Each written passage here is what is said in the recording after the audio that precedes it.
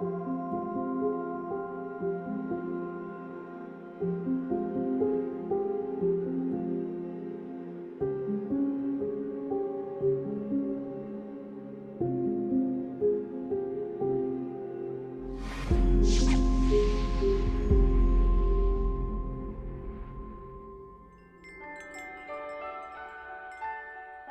upon a time, a beautiful baby boy was born to the happiest parents in the world. They named him Dylan. With round cheeks, glowing skin, and big eyes, Dylan was pure perfection. Nothing was too good for baby Dylan. By the time he was 3 months old, Dylan had a room full of toys and over 1,000 Instagram likes. But one day, the most surprising thing happened. Suddenly, Dylan's perfect skin had spots. Blotchy, scaly red patches popped up on his arms, legs, and even those chubby little cheeks. While Dylan's skin didn't seem to bother him, his parents were beside themselves. They rushed him to the pediatrician, who explained that Dylan had something called eczema, and prescribed what the doctor called a steroid cream that would make the spots disappear. Little did they know, life for Dylan and their entire family would never be the same. When I was 3 years old, I was diagnosed with eczema. So they gave the treatment of steroids. A lot of my family are nurses, so they did warn my family from the beginning, or my parents from the beginning, to be very careful with steroids. But we used it anyway, and the rash went away like pretty much overnight. And when we stopped using the steroids, it came back with a vengeance. I kind of try to remember how it was, but like I can't even really remember it. I mean, I definitely remember some of it. I remember in preschool we were making self-portraits of ourselves, and I drew myself with a bunch of red spots on my face. And so I definitely understood it, but like I didn't know like what my like diagnosis was, or what, like I just knew that like, you know, I was not in school as much as my friends were in school. Vanessa has very sensitive skin, so the journey with steroids began when she was 3 with a very small rash that sort of grew after she went in a hot tub. She had spots everywhere. So I took her to a pediatric dermatologist, and they said, that's a bacterial infection on the skin, and it'll go away and she'll be fine. And he saw a few very, very small red spots, like on her hand or her wrist. I mean, tiny. And he said, do you want those to go away too? And I looked at it and I was like, I don't even see anything. He's like, those can go away if you want. I'll give you some cream for it. I said, okay. He gave me clobetasol, which is a very, very potent, high potent steroid. And I didn't know what it was because I'd never had any skin issues. So I started to put it on her and it went away. So topical steroids are the mainstay to treat eczema and psoriasis because they're easily available and they work. With topical steroids, there's some disadvantages to it. Number one, that if you stop the topical steroid, the rash can come back pretty quickly. And also with topical steroids, if you use it too long, it has a side effect of thinning out the skin. When you stop the topical steroid, then the blood vessels expand, and that's why the skin gets red all of a sudden. You don't want to get used to steroids. You don't want to be addicted to steroids. So at some point, you got to stop and then try something else. So I know that topical steroid addiction is a hot point on the internet when you look Yes. it up. So why is that? Why is it a hot point? I think it has not been well defined. The American Academy of Dermatology doesn't recognize it as a formal diagnosis. The thought is it's probably due to inappropriate use of topical steroids. We know that it works, we know that's effective, but we also know that prolonged use has consequences. There's a lot of known side effects of steroids beyond the steroid withdrawal syndrome that we're now more becoming aware of. And so there's a lot of different things that topical steroids do, and then oral steroids can do things from cause psychosis to suppress your natural production of steroids in the body. but very, very effective. And I want to stress this, when used correctly. There are some things we have to consider when we use them, but we do use them because they provide effective and consistent results. In 1952, topical steroids were introduced as a miracle treatment for eczema. Over the years, topical steroids have increased in potency to over 600 times their original strength. With the increased strength of topical steroids came added risk for users, particularly those using steroids long-term for chronic conditions like eczema.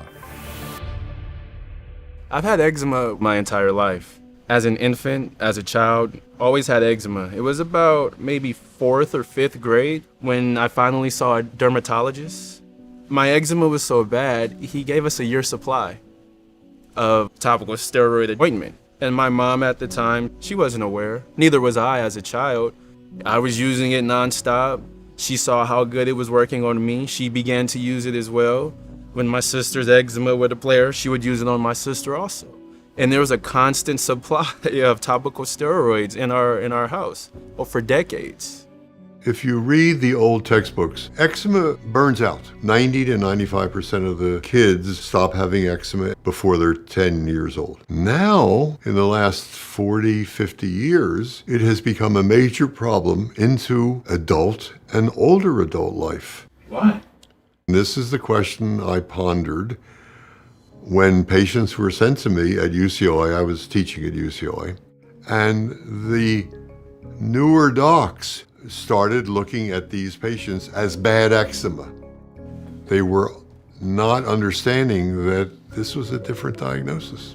They never saw what I saw in the 60s and 70s, eczema that was mild and never went into this red phase because the steroids used at that time never caused it. They weren't strong enough.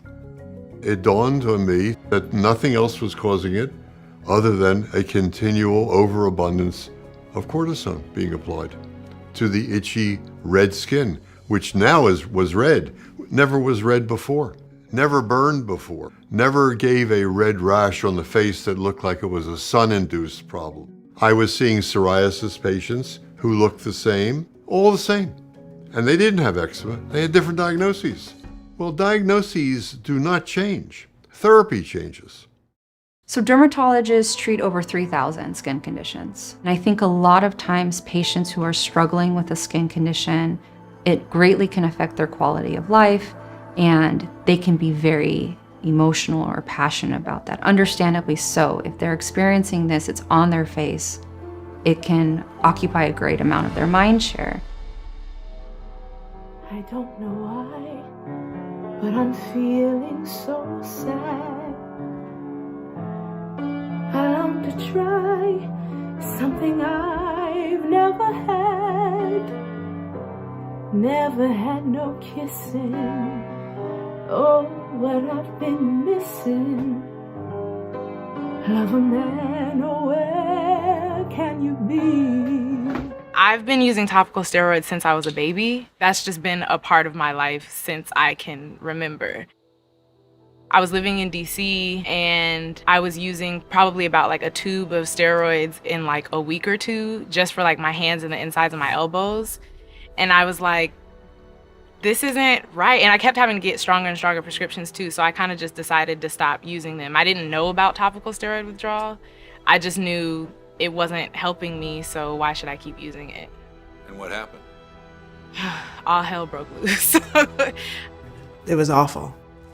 I was so desperate because she was suffering so much. I mean, I had to wrap her up in gauze, her arms and her legs. She had to go to school that way.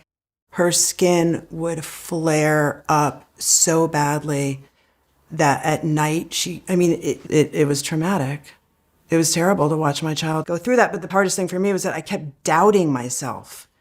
I was terrified that we were not doing the right thing. It's so scary. You're seeing your child in this, it was disaster. She woke up with a rash on her face. So they kept telling me to put steroid on. And then she had it on her eyelids. And they kept telling me to put it on.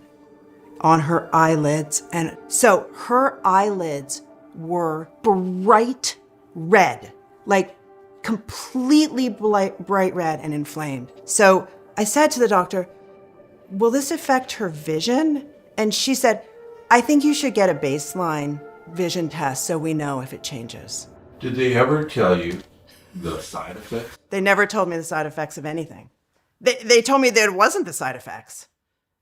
But it says... They said it will get better if you keep using this. And I knew that something was wrong. They kept saying it's eczema. But I kept thinking she didn't have this. She never had eczema. Every single night I would search online and I found a photograph of someone whose eyes looked like hers. And I found this forum where people were talking about it. And then someone mentioned Itzan. So I searched that and then I found Dr. Rappaport. Eczema people itch fiercely and they get a little bit of redness. The steroid addicted people burn. I watched the video and it was exactly what Vanessa had. Dr. Rappaport got us in the next day. He said it's from the steroid and you just have to stop. And when you take her off, it's going to flare and it's going to get worse. She will recover. That's what he kept saying. The hardest thing was that I took her to her regular pediatrician, just for a regular checkup. She didn't agree with me. She said, oh no, you have to keep her on steroids. I had this brochure printed out that I had gotten from Itzan. I showed it to her. She just, no. She didn't want to see me anymore. She told me to take Vanessa home and make paper dolls for her. That's what she told me to do. When you talk about addiction and withdrawal, it's a long haul. I did try way back to taper down. It never worked. Could never get away with other than the horrible way, cold turkey. Essentially what happens is when someone is on long-term steroid use, once they stop it, they end up with what we call steroid withdrawal syndrome. Now it's uncommon, it doesn't happen in everybody that stops steroids. What it looks like is basically redness and pain, burning, tingling sensation to the skin that happens after you stop this. And they have two variants. One is more papular, which is like basically little bumps on the skin, and one is more just red and kind of increased fluid or edema in the skin. And those look sort of differently, but essentially are part of that same spectrum of steroid withdrawal syndrome. The presence of that burning sensation, that is not typical for eczema. Eczema is the itch that rashes, and some of the other factors especially have been identified as being unique to this condition.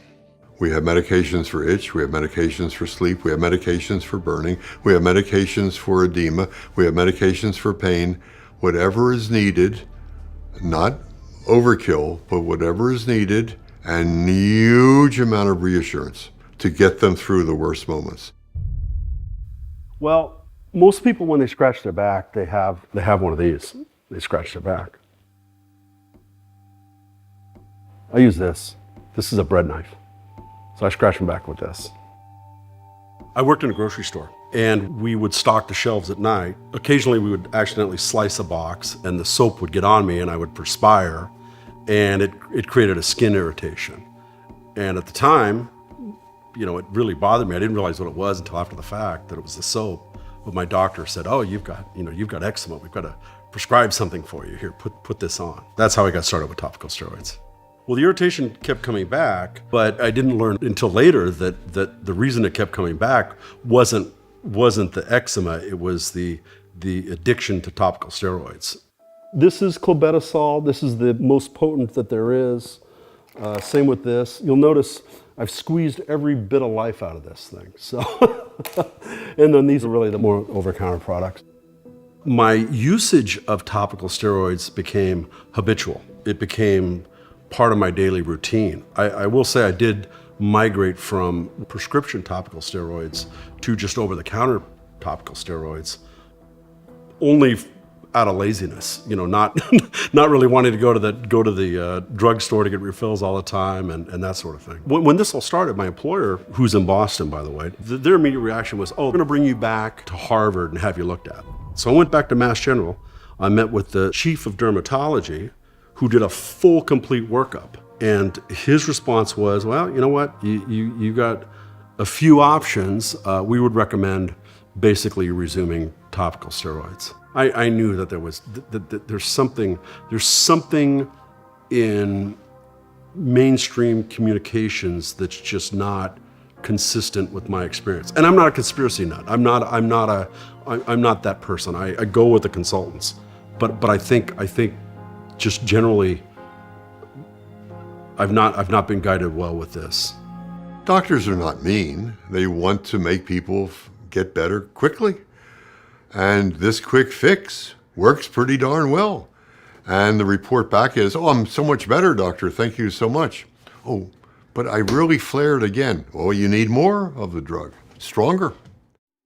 It started slowly, but I just kind of started breaking out everywhere. Like, this is a big problem area for me, so it just felt like raw. My eyes were getting swollen. I couldn't sleep.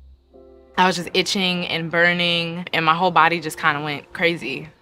I didn't want to go anywhere, do anything. I'm an actor, and I didn't want to perform anymore. I was getting these light patches all over my face, and I went to the dermatologist, and she asked me if vitiligo ran in my family. And I was like, no. And she just prescribed me steroids, and I remember being in her office and being like, why is this happening? And I was so frustrated because I was like, if you know why it's happening, we can figure out how to stop it. But she just didn't have an answer, and she didn't even try to figure it out. You know, you were told to trust your doctor your entire life, and then you take the medication they told you to take, and then they made you sick. Of course you're not going to trust them, and you're going to be angry. And so when people just have a lot of anger sitting there and the frustration is right there and they're living with it, they need to direct it somewhere.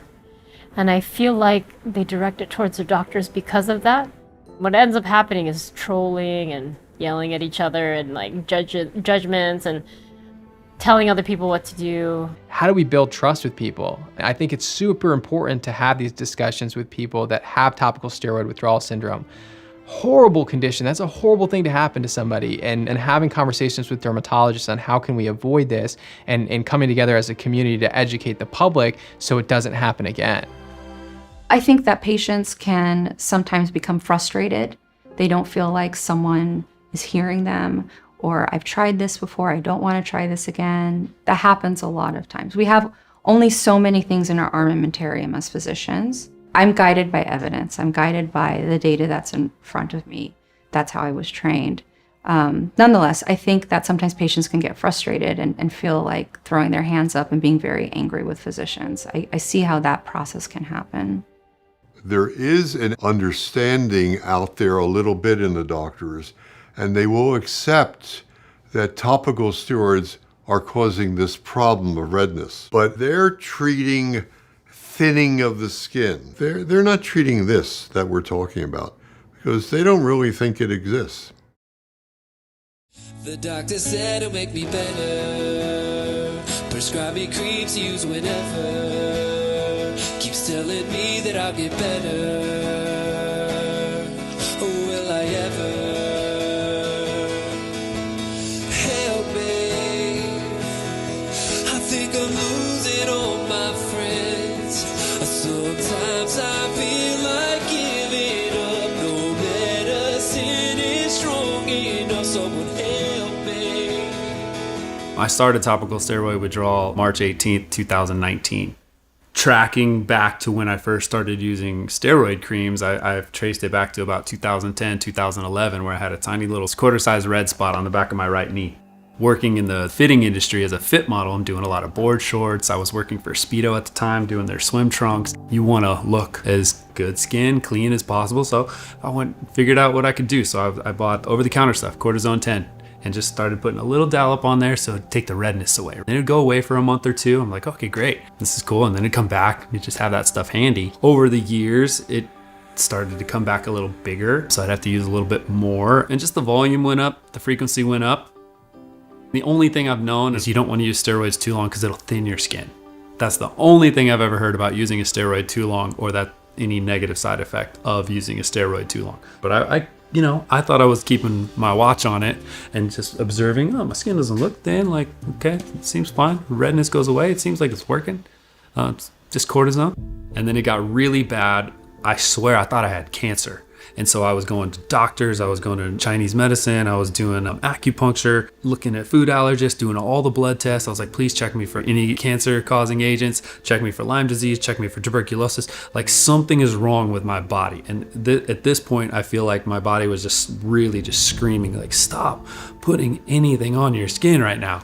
I was never warned, to my knowledge, of any doctor on any of the paperwork that I've gotten or verbally that I should not be applying these steroids for a certain amount of time. I was getting full body flares even while I was on the topical steroids. And so they were unpredictable. I would like wake up and my eyes would be swollen and my face would be like puffy. And then I would go through this process where like everything would flake off and then I would be fine. But I was on the steroids when that was happening. So I was like, what's the point of me taking this medication and I'm having full body flares? It didn't add up. When I moved home, I did start going to the dermatologist again and she offered me steroids. And it's like, you know my history. Like, are you not listening to what I said? Like, yeah. What's the emotional damage that this has done to you? So how many more hours do you guys have? This has been, but you know what? It's taught me lessons that nothing else could teach you. So, but emotionally, my God, topical steroid withdrawal is, you see it on the outside and then you feel it. And whether or not you're having a good skin day or not, whether it's because it looks better or it just feels better in general, let me tell you, someone else will remind you that you have a skin condition. Some other stranger, whoever else you come across in your day-to-day running of errands or whatever you're doing, someone will comment on it. And so it's never something that you can just put away. From a young age, I remember thinking that I would never be loved by anyone. I never thought a man would want to touch me because of my skin. I thought that I was disgusting because even myself, I thought I was disgusting. This is disgusting. I mean, if you look at the media, skin has to be perfect, right? And I'm an Asian woman who's known for good, perfect skin, and I've never had that. So for sure, I'm less than. For sure, I'm not worthy of love and all those things. I mean, I pretty much became a hermit.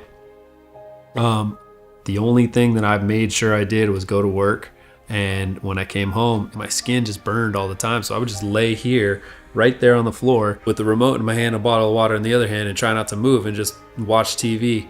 And then if I start to itch, I just jump up and down because I didn't want to itch. I was just trying to get my body to think of something else. And it was that way for a solid year and a half. Dating, forget about it. You just don't want to put yourself out there, and you just don't feel comfortable in your skin because it's burning, it's flaking, you're scratching. And then the mental aspect of it, you just feel lonely, you feel depressed, you just feel like an outcast. You feel like a leper in public. It was the first time I was introduced to Dr. Marvin. I walked into the office and I was very, very upset. I was a wreck. And I'm sitting in the chair, and the door opens up, and here's this white-haired guy standing there. And he walks in, and he doesn't say a word to me, and he looks at me. Does something no doctor's ever done in my life. And my arms looked, I looked like I'd just been dragged out of a fire. It was disgusting. I was disgusted myself at how I looked. He put his bare hand on my arm and said, "You're going to be just fine. You're going to be just fine." So I lose it. And I'm not a guy that loses it. I'm getting choked up telling the story. I'm not a guy that loses it. He says, "We got a long trip. It's gonna be a rough trip, and I'm here for you. And my main job is to make sure you don't kill yourself." There was a moment in my first year where I was just in so much pain, and I felt like such a burden. Like I was sitting in my bedroom staring at my gun, thinking that, you know what, like it's too painful to be here, and maybe, you know, the other side might be less painful than what I was going through physically and emotionally and mentally. My family was there, mom was there, corporate America. Yeah, take your time. We understand that you're sick. We can see And me in a sales position, no, they didn't want that appearance for their company. It took me from losing my place. Luckily, mom had a converted garage, moving in there, able to have her support, car being repoed. Everything was covered through insurance while I was employed with the company that I was working with. Once I lost my employment, I lost all of my benefits that went along with that. And so not only did that take me from the insurance that was helping at the time to now understanding the system and how it looks to seeing a doctor or care for someone who's unemployed. I wrote a paper just recently about the socioeconomic consequences of addiction and ultimately withdrawal.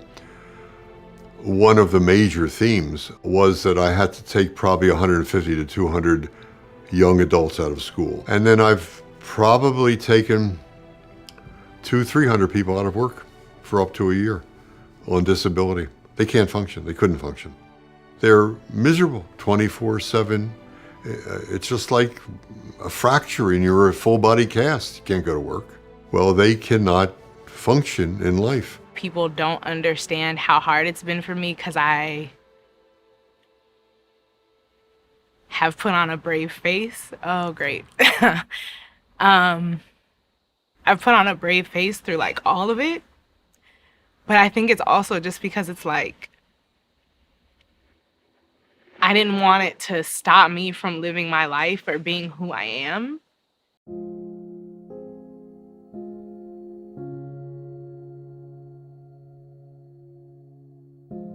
You seem like a really positive person because you're like saying, well, it wasn't so bad, and you're trying, but yeah, it really was bad. It was bad, but it's like, for me, I just kind of thought that was just how it was. Like, that's kind of, I thought like everyone had something like that. Like, it was just kind of like whatever, But for a little kid like you, that's not fair, is it? No. I feel like one day, hopefully before I die, people will then see like, oh my God, there was this whole community of people going through this whole process without any support from their loved ones and friends. I mean, a little bit, but not the recognition as if they would have cancer. If you said cancer, totally different. But TSW is like, oh, skin rash, right? Oh, it's a lot. Fortunately, as we speak, there are products in development, these new agents to treat eczema without any kind of steroids. You're going to have alternatives that not only will help people bridge coming off of topical steroids if they do suffer from this syndrome, but you're also going to be starting them earlier. So you're going to be using these same medications, these non-steroidal anti-inflammatories, to treat the eczema initially. So you may never even get to the point of topical steroid withdrawal. I feel like we're on the cusp. I really feel like we're just around the corner of a lot of change. So yeah, I feel like there's just so much hope, especially with social media and people just wanting change now and being like, oh, it's actually possible. I'm heartened that there are doctors out there who are changing. The herd mentality operates hugely in medicine. And anybody who thinks out of that mentality is an outcast because they don't agree with us. How can you not agree with us? Look at all the people that go along with what I'm telling my patients. So I can't give you a percentage of how positive I am, but I'm getting there better and better.